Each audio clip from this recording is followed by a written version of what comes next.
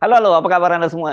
Semoga selalu dalam keadaan sehat walafiat. Nah, tadi kita sudah saksikan sidang paripurna DPR ya, dan kita tahu sekarang mulai tergambar petanya seperti apa.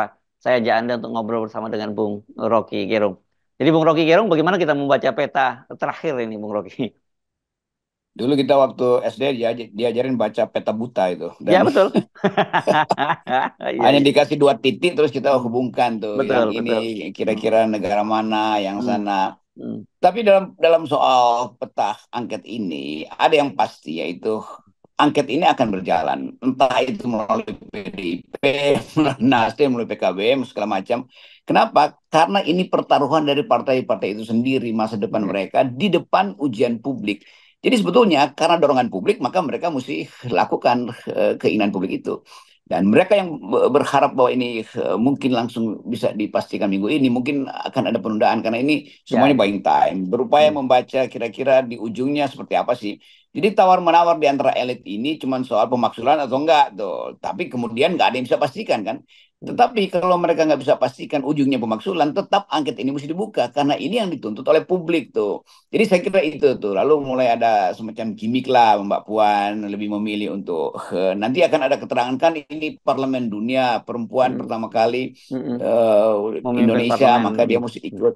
Ya, oke, bagus juga itu Hmm. keterangan itu nggak ada soal. Hmm. Orang bertanya Caimin kemana tuh? Tapi kita tahu bahwa Caimin mungkin menunggu sinyal yang lebih lebih persis soal hasil perhitungan suara.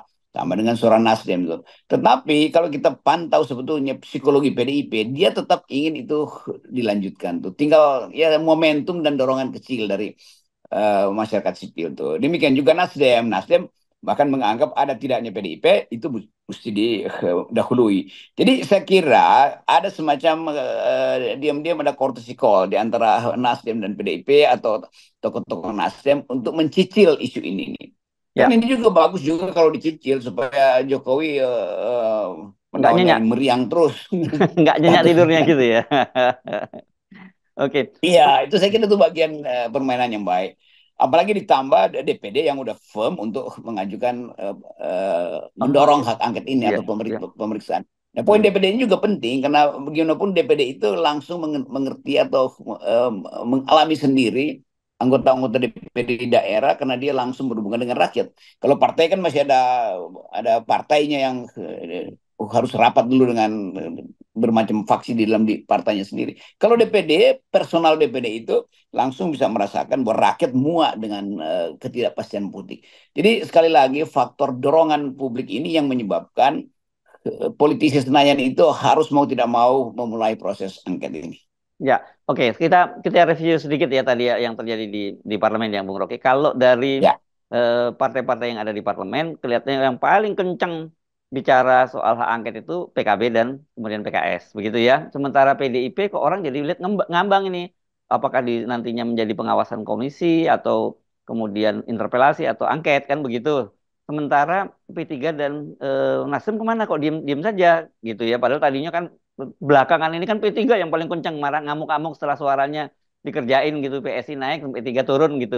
Tapi saya membaca juga bahwa Nasdem menyatakan bahwa oh mereka tadi seperti Anda sebut tadi ya, pokoknya nggak akan nunggu PDIP jalan terus, tapi timingnya ya rupanya yang mereka pilih tidak tidak sekarang gitu ya setelah penghitungan suara.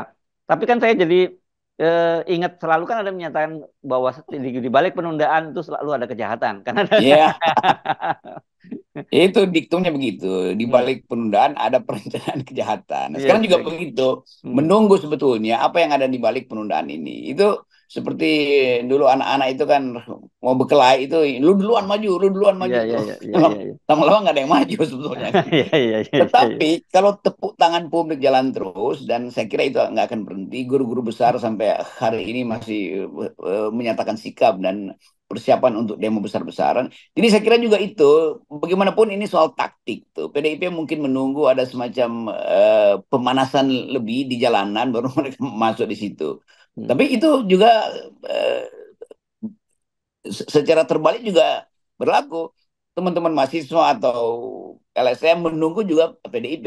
Tetapi satu hal yang nggak mungkin ditunda adalah kepastian PDIP ini mau main apa enggak. Atau kalau enggak ya udah tenggelamkan aja PDIP kan. Kan Hmm. bagus juga kalau PDIP akhirnya mundur dan nggak mau nggak mau ikut menginisiasi hak angket ini bagus sebetulnya, sehingga akhirnya kita tahu bahwa PDIP udah sebagai partai udah selesai dan 2029 dia dihanyutkan oleh sejarah, bagus juga kan. Demikian Hmm. juga PKB kalau masih ragu kan. Jadi Hmm. tetap akan ada pelajaran mau ikut apa nggak ikut. Satu waktu mungkin cuma PKS yang dianggap sebagai partai yang pro akal sehat atau nasionalis, bagus juga. Bagi kita nggak ada soal itu.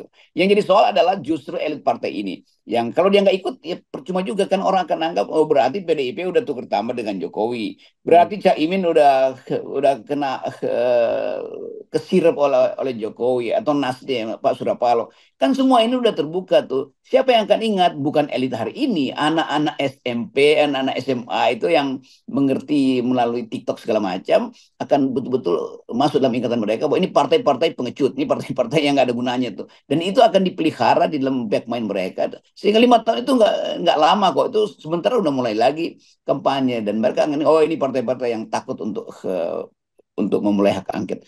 Jadi pesan sejarah kita atau sejarah memberi pesan bahwa partai-partai pengecut hari ini itu pasti akan lenyap di dalam putaran 2029 nanti. Ya ini penting ya, karena diingatkan karena setidaknya pemilu yang akan datang sudah mulai terjadi perubahan generasi ya Bung Rocky, yang dominan pasti Ya, akan pemilih betul. milenial dan Gen Z itu akan semakin dominan begitu ya, dan cara berpikir mereka dan penilaian mereka tentang politik itu berbeda sekali dengan generasi-generasi kita ini ya Bung Rocky. Pasti itu kira-kira 95% akan ada Gen Z nanti. Kalau sekarang baru Hmm. 60% mereka berkuasa.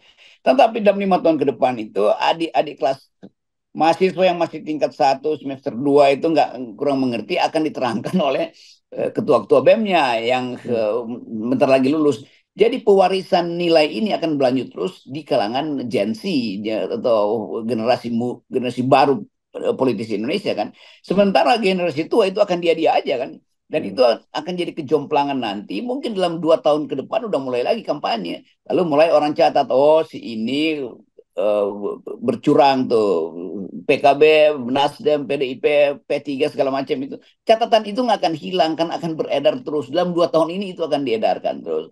Dan caci maki juga akan ada terus. Setiap kali anak-anak BEM itu bikin rapat misalnya atau seminar, di atasnya ada sebelah kiri itu Pak Prabowo, sebelah kanan wajah Gibran. Itu akan diingatkan lagi itu. Bahwa kenapa Gibran lolos di situ? Karena PDIP merasa bahwa lebih baik lolosin Gibran daripada PDIP dikerjain oleh bapaknya Gibran. Kira-kira begitu pembicaraannya kan. Jadi semua itu akan berlangsung. Saya bisa bayangin itu eh, satir yang akan dimunculkan di rapat-rapat BEM itu atau rapat-rapat LSM atau bahkan rapat-rapat BU korporasi nanti. Ya, ya. Kan gini, kita penting mengingatkan bahwa penundaan-penundaan itu ya tadi itu ada perencanaan kejahatan atau bisa berubah. Kenapa? Karena sekarang ini saja kan hari ini Ganjar Pranowo ya calon presiden dari PDIP yang pertama kali menggulirkan soal hak angket dan atau interpelasi itu dilaporkan oleh IPW ini. IPW itu Sugeng Teguh Santoso ya, Indonesia Police Watch gitu. Tapi kemudian muncul juga, nah ini jejak digital itu, ada juga netizen yang kemudian mengunggah, loh ini si Sugeng Sugeng ini dari IPW ini tadinya tahun 2022 dia termasuk yang mengusulkan agar Ganjar jadi presiden, pada waktu itu kapasitas dia sebagai ketua DPD PSI Bogor, begitu loh. Iya, dan kasus yang dilaporkan kasus 2012 tahun Mm-mm. lalu ketika Kenapa Ganjar sekarang jadi gitu ya? gubernur kan. Ya. Iya, Mm-mm. jadi tetap terlihat ini peras memeras itu, dan sangat mungkin sinyal-sinyal itu yang akan ada penundaan karena oh selesaikan internal dulu, atau mungkin Indonesia Police Watch ini udah dapat pesanan dari istana tuh. Oke, nanti kita turut tambah ya. Kabinet berikutnya Anda akan disusupkan ke dalam kabinetnya Prabowo. Jadi tetap isu pemaksulan itu ada di depan mata kita melalui isu angket ini, dan itu artinya operasi-operasi istana tetap berlangsung. Dicarikan lagi kasus-kasus tambahan itu. Tapi kalau itu menggetarkan Ganjar, ya buat apa dari awal dia dia yang menginisiasi hak angket ini kan? Jadi Ganjar mestinya dia udah hitung dong segala macam konsekuensinya. Nah, karena itu kita tagih lagi bahwa kalau begitu di dalam PDIP itu dengan mudah Pak Jokowi bilang udah kalian tutup mulut tuh. Nanti juga kita masukkan kalian di koalisinya Prabowo. Tentu orang-orang Gerindra akan bilang gila itu memusuhi kita tapi dapat jatah dari Jokowi. Kan ini ngaconya di situ tuh. Jadi tetap saya kira PDIP paham bahwa apapun ya oke Ganjar mau dipanggil KPK tetapi Jokowi dimaksulkan. Kan tuker tamanya lebih kuat kan pemaksulan dipanggil Iya. KPK.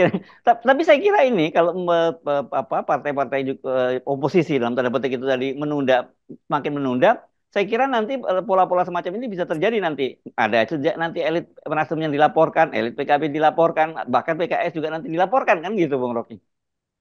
Yang paling bagus Jokowi keluarin semua sprindik itu, semua partai-partai ini tersandra oleh kasus. Nah orang yang Hmm. tersandra biasanya kerjasama untuk menghajar yang penyandra, walaupun ya kan begitu jadinya kan. Hmm. Kalau satu maling mungkin takut, tapi kalau semuanya maling itu Hmm. polisi yang lari.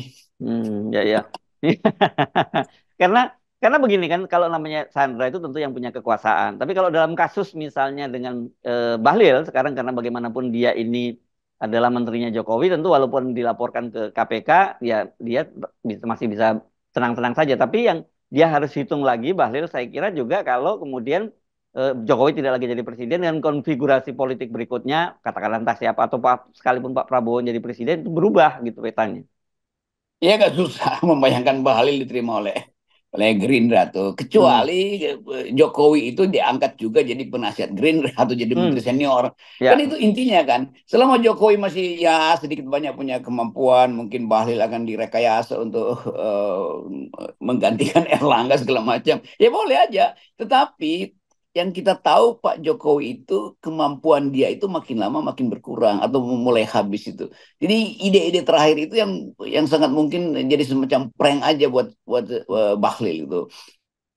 Dan Ya. itu yang menunjukkan betapa Bahlil sebetulnya mengumpulkan segala macam daya untuk bisa bisa diselundupkan lagi ke wilayah Pak Prabowo, lalu dilindungi oleh Gerindra nanti atau oleh Presiden Prabowo kalau itu pelantikan itu terjadi kan. Hmm. Tetapi banyak juga kita bisa bayangkan betapa banyak orang yang mau menyelundup lewat pintu belakang Gerindra langsung ke Pak Prabowo, nggak lewat koalisi. Kan Hmm. banyak itu, mau dia kader Golkar, kader PAN, ada aja yang menganggap bahwa lebih baik, lebih masuk akal nyari cara untuk masuk lewat pintu belakang supaya bisa langsung dapat portofolio di kabinet Pak Prabowo ketimbang ikut ngantri di dalam koalisi partai karena koalisi partai itu masih saling mengancam juga di antara mereka. Jadi setelah hasil perhitungan mulai terlihat atau mulai kentara siapa yang akan jadi presiden, nah koalisi ini makin gencar untuk saling mengamputasi karena tetap jatahnya itu terbatas. Kan mungkin jatah Pak Jokowi 30%, jatah oligarki 30%, Hmm. maka wilayah manuver Pak Prabowo tinggal 40%. Hmm. Sementara Gerindra masih berupaya untuk mengambil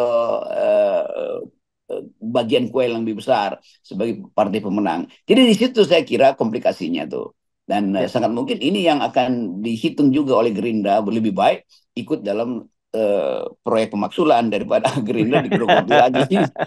saya, saya pikir kok iya ya, Bung Rocky ya. Kan dalam politik kan bukan sekedar apa namanya the art of the possible, tapi the Hmm. art of attacking the impossible kan. Oke, karena ini banyak sekali yang jujur bingung setelah melihat tadi sidang rapat paripurna, katanya kok beda sekali ya Mas Hersu antara DPR dengan DPD ya. Kalau DPD langsung bisa ambil keputusan sampai bentuk pansus pemakzulan, walaupun memang DPD sayangnya tidak taringnya tidak setajam DPR RI gitu ya, Bung Rocky. Tapi saya kira sebenarnya kita mestinya jangan terlalu cepat ambil kesimpulan karena ini masih permainan masih terus berlangsung begitu ya. Iya, buat sementara kita kasih jempol dulu pada Pak Lanyala karena dia yang menyala tiba-tiba kan. Dan ini soal watak aja. Juga Pak Tamsil Lindrong Tamsilin dulu nih ya, ya. yang betul-betul mewakili keinginan untuk perubahan tuh. Jadi oke, buat sementara kita lihat konfigurasi elit itu sambil menunggu keterangan resmi dari PDIP melalui ucapan Megawati. Kalau belum Megawati yang ngomong kita nggak percaya tuh mau Hasto kayak mau siapa gitu ada gunanya. Oke, baik, terima kasih Bung Rocky. Yes, Kita ya nolkan semua ya ini dari awal memang nih. kezoliman-kezoliman.